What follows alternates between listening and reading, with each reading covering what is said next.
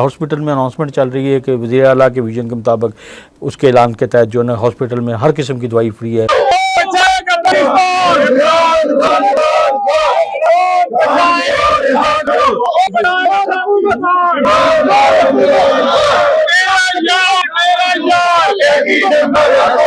पहले ये subject federal था और फेडरल सब्जेक्ट के तहत रियासत की जिम्मेदारी थी कि वो लोगों को मुफ्त और सेहत और तालीम की सहूलतें दें।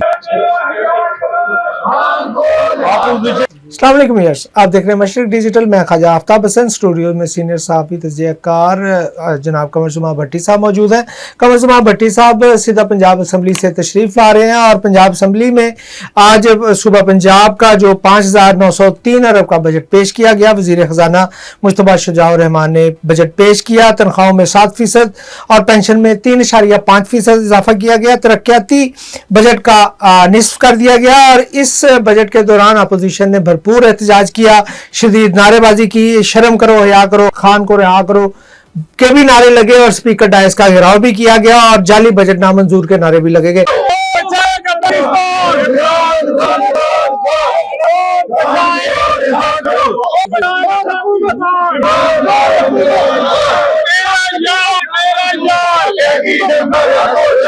जी भट्टी साहब।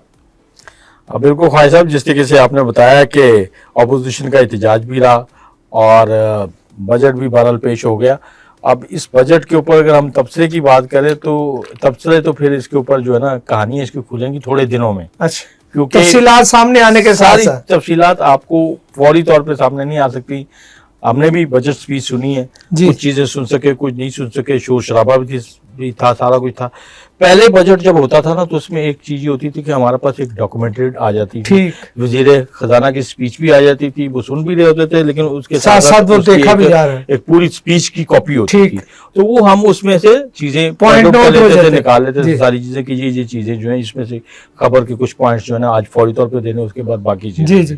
लेकिन आज पेपरलेस असेंबली थी और पेपरलेस असेंबली का ये हुआ कि एक फायदा ये हुआ कि वो जो भारी भरकम किताबचे हमें उठाते थे, आपका फायदा, और जो लोग उसको रद्दी की शक्ल में लेके जाते थे, बेचते थे, उनका नुकसान हो गया। लेकिन हमें वो वजन जो उठाना पड़ता था वो बाकी दफ्तर में लाके उसके ऊपर रिपोर्टर कहेगी ये दिन खबर निकालते थे, सारा कुछ करते थे। अब वो सारी चीजें जो है वो आपके टैब पे आ गई है, आपके व्हाट्सएप पे आ गई है, पीडीएफ फाइल की शक्ल में आ गई है। लेकिन उसको मोबाइल पे कौन देखे फौरी तौर पे, किस तरीके से वो एक लंबी एक्सरसाइज है, ठीक है ना। तो वो आज तो हम उस एक्सरसाइज को करने से रहे। आज हमने फौरी तौर पे अवाम से वहाँ पे अरकान असेंबली से लेना था। नेचुरली नून लीग के जो अरकान थे वो तो कह रहे थे जनाब बल्ले बल्ले हो गई, बड़ा जबरदस्त बजट है। मेरी वहाँ पे इशरत अरशद साहब से भी बात हुई, वहाँ पे और भी कुछ अरकान असेंबली से बात हुई। उन्होंने कहा जी कि हम इन मुश्किल तरीन हालात में बड़ा ज़बरदस्त बजट किया है और अब आने वाले दिनों में और बहुत सारी कामयाबियाँ होंगी। पाकिस्तान को इंटरनेशनली बड़ी पजीराई मिल रही है क्योंकि ये जो जंग हमने जीती है, उसके बाद जो ईरान की सुलह कराई है। और आज के बजट की सबसे स्पीच जो थी उसमें सबसे पहली बात यही थी कि आज वजीर खजाना ने अपनी स्पीच का आगाज भी जो है वो जो है फील्ड मार्शल आसिम मुनीर साहब की तारीफ से, उनकी कामयाबियों से, उनके इकदामात से, वो तकरीबन 5-7 मिनट इसी चीज के ऊपर बोले हैं। उसके बाद फिर वो बजट डॉक्यूमेंट के ऊपर आए हैं और उसके बाद उन्होंने जो चीजें की हैं, अब यही मैं कहूँगा कि इस सब बोलते कुछ ना बोल, हाले बजट थी, बहुत सारी चीजें आनगियां सामने आ जाएंगियां। करोड़ों रुपए दायर है कि 5,903 अरब रुपए का बजट है। तो इसमें चीजें हैं ऐसी जिसके ऊपर तनकीद भी हो सकती है।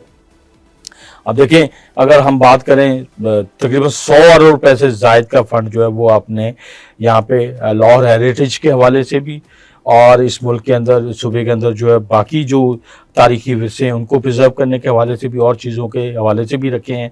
लेकिन दूसरी तरफ गुर्बत के खात्मे के लिए अमीर जो गरीब आदमी उसकी सपोर्ट के लिए कितना है, तो वो आपके सामने 7% इजाफा हुआ है, पेंशन में 3% इजाफा हुआ है। तो इस तनख्वाह में, इस पेंशन में क्या गुजारा हो सकता है, क्या नहीं हो सकता। गवर्नमेंट वैसे कह रही है कि हमने बड़ा शानदार बजट पेश किया, वो तो हमेशा से ठीक है ना। तो दो चीजें तो हमेशा गवर्नमेंट करती है। साहब को दुआएं दें कि उन्होंने आज पंजाब असेंबली के अरकान को ये पेपरलेस असेंबली के नतीजे में तमाम अरकान असेंबली को टैब भी मिल गए। अच्छा, आज सब अरकान असेंबली अपने साथ जब निकले ऐवान से, तो उनके हाथ में एक टैब भी था। अच्छा, ठीक है ना। तो बजट मुश्तबा शुजा ने बजट भी टैब से पढ़ा। मुश्तबा शुजा और रहमान साहब तो मैं देख रहा था कि बाज पेपर भी वो जो उनको दे रहे थे वो उसके मुताबिक भी पढ़ रहे थे, वो चीज़ें भी ला रहे थे, शायद कुछ हंगामी भी शायद पुट हो रही हूँ। तो उसके साथ साथ उन्होंने, मुझे तो ये लगा कि उन्होंने आज पेपर से ही बजट पढ़ा। वो पेपरलेस नहीं थे। ठीक, वो पेपरलेस नहीं थे। ठीक है ना। और वज़ीर आला पंजाब आज आई थी जी, उनके आने से वो चेमगोइयां जो हैं कि वो बहुत शदीद बीमार हैं। अगरचे बीमार वो हैं और नेचुरली वो बीमार थी, तो इसी वजह से वो पूरी स्पीच के दौरान नहीं बैठी, वरना उनका ट्रैक रिकॉर्ड ये है कि वो ईवान में बजट स्पीच में जरूर आती हैं और आखिर तक बैठती हैं। आज वो आखिर तक नहीं बैठी, थोड़ी देर के लिए बैठी और उसके बाद वो चली गई। और जैसे ही वो गई ईवान ऐसे खाली हो गया कि बस तितर बितर तमाम अरकान। अब चूंकि आईनी तौर पे कह लें या कानूनी तौर पे कोरम पॉइंट आउट नहीं हो सकता था, बजट तकरीर हर सूरत होनी थी और अपोजिशन साइड पे खड़ी हुई नारेबाजी कर रही थी। अपोजिशन ने नारे जरूर लगाए लेकिन वो नारे इतने जोरदार नहीं थे, इतने दमदार नहीं थे जैसे होता था ना कि एक वो मैं कह रहा हूँ ना कि आज स्पीकर साहब की तारीफ गवर्नमेंट जितनी करे, बाकी लोग जितनी करे, क्योंकि बजट डॉक्टर की कॉपियां भी नहीं मिली, वो कुछ कत्वे लेके आए थे। ठीक, वो जब अंदर दाखिल हुए थे ईवान के अंदर नारों वाले जी। और अच्छी बात ये हुई कि मतलब उनको आज इतिजाज करने का, नारेबाजी करने का पूरा मौका मिला। पंजाब असेंबली में जब वो आए तो उसमें अंदर एंटर हुए किसी सिक्योरिटी एहलकार ने उनसे कुछ छीने नहीं, वापस में होता रहा, जो होता है कि नहीं आप नहीं की जा सकते, हुआ था तो लोटेल तक आते रहे, सारा कुछ आता रहा, लेकिन वो अंदर नहीं जाते थे। आज वो अपने कुत्तों के साथ ही नारेबाजी करते हुए ईवान के अंदर गए। उन कुत्तों को थोड़ा बहुत उन्होंने फाड़ फूड़ के फेंक दिया तो फेंक दिया, वरना उनके पास कोई ऐसा पेपर नहीं था जो उछालते। वो साइड में खड़े अच्छे बच्चों की तरह स्पीकर के डाइस के करीब खड़े हुए जरा नारेबाजी करते रहे। और बहरहाल बजट को तनकीदी पॉइंट ऑफ व्यू से यही है कि अवाम के लिए इसमें कोई ऐसी रिलीफ नहीं नजर आ रहा जिसको कहा जाए कि अवाम इसी 42,000 में या इसी 40,700 रुपए में अपना गुजारा कर सकेंगे, तो वो तो नजर नहीं आता। और ना उनको कोई और सहूलतें नजर आ रही हैं, उनके ऊपर बोझ ही बोझ है, महंगाई का बोझ भी है, पेट्रोलियम की कीमतों में। क्योंकि आज मैंने एक रुकन है मुस्लिम लीग नून के तारिक मसीह गिल साहब, वो जब मुस्लिम लीग नून अपोजिशन में थी और पीटीआई गवर्नमेंट में थी, तो वो पेट्रोल की कीमतों के ऊपर उस वक्त उन्होंने बड़ा भरपूर एहतजाज किया था। हम इसी असेंबली के बाय रोड साइकिल के पे ऊपर आए थे, गले में उन्होंने रोटियां पहनी हुई थी, कुछ सब्जियां, कुछ बैंगन, कुछ टिंडे, ये वो उसके हार बना के वो आए थे। उन्होंने बड़ा मजाक किस्म का उड़ाया कि ये बजट जो है अवाम दुश्मन बजट है। तो आज मैंने उन्हें पूछा कि आप तो बड़ा करते थे इस टाइप का एहतजाज, तो आज तो पेट्रोल 400 से ऊपर चला गया, थोड़ा सा नीचे आया है लेकिन फिर भी 200 के नीचे आता नजर नहीं आ रहा, बल्कि शायद 250 तो आज क्या कहेंगे। तो वो बहरहाल उनकी हिम्मत है कि उन्होंने कहा नहीं मैं अवाम को आज भी पेशगी मुबारकबाद दे रहा हूँ, पेशगी खुशखबरी सुनाने जा रहा हूँ। तो वो खुशखबरी तो हमें नहीं मिली इस बजट में कि अवाम के लिए, लेकिन बहरहाल कुछ चीज़ें आएंगी सामने कि कितना ये इस बजट में ऐसा काम है जिसके नतीजे में अवाम को सहूलतें छीनी गई हैं। मैं आप गालबन यकीनन आएंगे एजुकेशन सेक्टर के हवाले से और हेल्थ सेक्टर के हवाले से। तो गवर्नमेंट तसलसल के साथ ये ऐलानात कर रही है कि हम हेल्थ को और एजुकेशन को जो है वो सपोर्ट करेंगे और कर रहे हैं, और लोगों को मुफ्त अद्वियात मिल रही हैं, लोगों के घरों के पते के ऊपर अद्वियात जा रही हैं, हॉस्पिटल्स में ट्रीटमेंट चल रहा है, हॉस्पिटल में अनाउंसमेंट चल रही है कि वज़ीर आला के विजन के मुताबिक उसके ऐलान के तहत जो है हॉस्पिटल में हर किस्म की दवाई फ्री है। कोई आपको दवाई का कहे तो आप उसकी कंप्लेंट करें, ये वो सारा चीज़, ये सारी चीज़ें अपनी जगह के ऊपर। लेकिन मैं ये भी कहना चाहूँगा कि गवर्नमेंट ने जिस तरीके से सरकारी हॉस्पिटल्स को और सरकारी स्कूलों को आउटसोर्स किया, प्राइवेट सेक्टर के हवाले किया, लोग यही सवाल कर रहे हैं कि इन हॉस्पिटल्स को, इन स्कूलों को प्राइवेट सेक्टर के अंदर हवाले करने की क्या जरूरत है। हाँ, माजी में पैफ के तहत स्कूल चलाए गए, वो पैफ के स्कूल क्या थे कि प्राइवेट सेक्टर के अंदर लोगों के अपनी बिल्डिंग्स के अंदर स्कूल थे, पैफ ने उनको रॉब किया, फी बचा उनको पैसा मिलता था, उसके ऊपर क्या होता था कि गवर्नमेंट का पैसा नहीं लगता था नई बिल्डिंग की तैयारी के ऊपर, गवर्नमेंट का पैसा नहीं लगता था इंफ्रास्ट्रक्चर के लिए, जी बिल्कुल की भर्ती के ऊपर।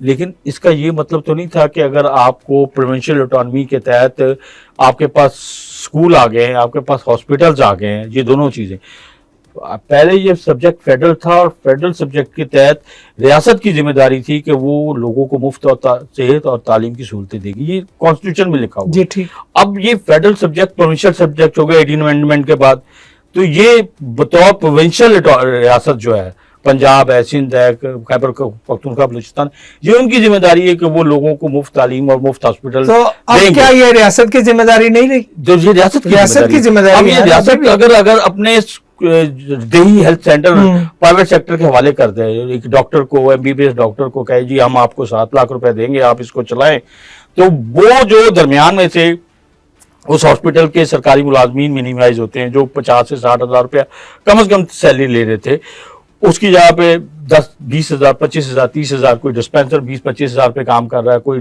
चौकीदार जो 20-25 पे कर रहा है, जो 40 से ऊपर ले रहा था सैलरी, वो सारी चीजें करके और वहां पे अद्वियात भी नहीं मिली। इसका मतलब ये कि रियासत ने, प्रोविंशियल रियासत ने, जो कि एक रियासती जिम्मेदारी थी, उसने विड्रॉ किया। अच्छा, तो मैं ये समझता हूँ कि इसके ऊपर तफसीलात आती रहेंगी और इस पे बातचीत भी होती रहेगी। मुझे सिर्फ जाते जाते ये बताइएगा कि एक इशू था बजट से पहले बेनजीर इनकम सपोर्ट प्रोग्राम के हवाले से कि वो सूबों को दे दिया जाए, उस पर पाकिस्तान पीपल्स पार्टी ने रिकॉर्ड भी एहतजाज अपना करवाया कि ऐसा नहीं हो सकता और उनके बहुत सारे वजूहात थी। आपने भी प्रोग्राम किए कि उसमें हम आईनी मामलात हैं उसको इस तरह नहीं किया जा सकता। तो क्या आज के बजट में इस हवाले से कोई बात हुई? नहीं, ये बस बातें सोशल मीडिया पे हमें सुनने को मिली हैं। अच्छा। बाकी जगहों पे सुनने को मिली, और नेचुरली ये चूंकि फेडरल बजट का हिस्सा बन चुका हुआ है, 838 अरब रुपए जो फेडरल बजट में आ गया, गवर्नमेंट ने अनाउंस कर दिया, और जो लोग इसके ऊपर बात कर रहे थे, खुद राना सनाउल्लाह साहब ने जिस तरीके से कहा कि ये बेकारी बनाने की कोशिश है, तो उसके बाद जब ये बजट डॉक्यूमेंट में आ गया फेडरल बजट के, तो फिर किसी ने नहीं कहा कि ये कोई बेकारी बनाने का प्रोजेक्ट है। बाकी लोग कर रहे हैं, लेकिन लोग सवाल कर रहे हैं कि अगर ये भिखारी बनाने का प्रोजेक्ट है तो फिर इसको लाने की जरूरत क्या है? नून लीग की गवर्नमेंट के ऊपर कोई ऐसा तो नहीं था कि वो, मतलब गवर्नमेंट तो उनकी, वज़ीर खजाना उनके, वो 1 करोड़ 20 लाख लोग जिनको वो इस सिस्टम से निकालना चाह रहे हैं, जो इस बेनजीर इनकम सपोर्ट प्रोग्राम का हिस्सा है, या तो उनको निकालें, वो निकालने की हिम्मत का मुजाहरा तो करें ना, वो भी तो करें ना। अगर वो नहीं करते तो इसका मतलब ये कि ये सिर्फ एक इस मुल्क के अंदर गरीब को गाली देने के लिए तो आसान है कि आप उसको कह रहे हैं कि भीख। हालांकि देखा जाए तो वो जो 1 करोड़ 20 लाख खवातीन है, वो आपकी अपनी डॉक्यूमेंटेशन के मुताबिक, और दुनिया उसको मानती है कि वो वाकई गुर्बत की लकीर से नीचे जिंदगी जी ठीक हो गया। अच्छा भट्ट साहब, इस बजट पे आप बता चुके कि ऐसा नहीं फिलहाल महसूस हो रहा कि आम आदमी को कोई रिलीफ मिलने का इम्कान है। जब बजट डॉक्यूमेंटेशन सामने आएगी, तफसीलात आएंगी, उसमें और बहुत सारी चीज़ें आएंगी, तो आप मजमूई तौर पे ज़ाहिर है इस बजट को इस वक्त क्या कहा जाएगा? क्या सरकार की जुबान में जो सरकार ने कहा बेहतरीन है वही अब हम उसी को लेके चल पड़ेंगे? देखिए सर, ये जिस तरीके से अल्फाज का गोरख धंधे का एक जहाँ पे चलता है और ये अपोजिशन वाले इस्तेमाल करते हैं, लेकिन मैं समझता हूँ कि वाकई ये अल्फाज का गोरख धंधे वाली बात है कि इस बजट के अंदर चीज़ें आपने आगे पीछे कर दी हैं कि जनाब हम ये करेंगे वो करेंगे, लेकिन प्रैक्टिकली जो पोजीशन है वो उस तरह की नहीं है। और ठीक है, पैसा बहुत है, ठीक है ना, अगर देखा जाए किसी आम आदमी को भी अगर इंडिया में बैठा, जिस तरीके से बार बार मिसाल दी जा रही है, इंडियन सीएम की बात की जा रही है कि वो जनाब मुफ्त बिजली दे रहा है, तो फेडरल पूल से अगर आपको 40,000 अरब रुपया के करीब पैसा पूल से मिल रहा है, तो आप तो उस 40,000 अरब रुपए में भी सूबे का बजट बना सकते हैं, चीज़ें कर सकते हैं। लेकिन अगर आप चीज़ें इस तरीके से ले आए कि आप मेगा प्रोजेक्ट लाएं, बड़े बड़े प्रोजेक्ट लाएं और सारा पैसा उसी तरफ ले जाएं और पब्लिक के लिए, डेवलपमेंट के लिए ना करें, लोगों की सेहत तालीम के लिए ना करें, तो उसे ठीक अच्छा बजट तो नहीं कहा जा सकता, अवामी बजट तो नहीं कहा जा सकता। ये व्यूअर्स, जैसे भट्टी साहब की गुफ्तगू सुनी आपने, जैसे जैसे बजट के राज खुलेंगे लोगों के सामने आएंगे तो गुफ्तगू भी आपके सामने आती रहेगी, लोगों की ओपिनियन भी सामने आती रहेगी। और आज पंजाब असम्बली में जिस तरह अपोजिशन ने एहतजाज किया है, इस उम्मीद के साथ कि वो आम आदमी की आवाज़ बुलंद करेंगे बतौर अपोजिशन, इसकी भी तवक्को की जा सकती है। अगले प्रोग्राम में देखते हैं कि क्या नई सूरत हाल सामने आती है।